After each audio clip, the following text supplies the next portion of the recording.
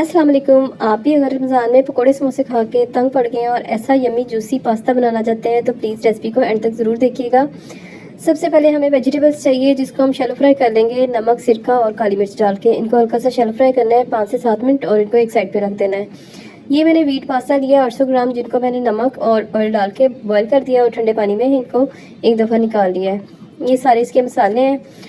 घी लेंगे 1 कप, उसमें लहसुन का पेस्ट डालेंगे और उसको शैलो फ्राई करेंगे। फिर इसमें चॉप किया हुआ एक प्याज डाल देंगे। प्याज को ऐड करने के बाद इसके अंदर हम चिकन को ऐड कर देंगे।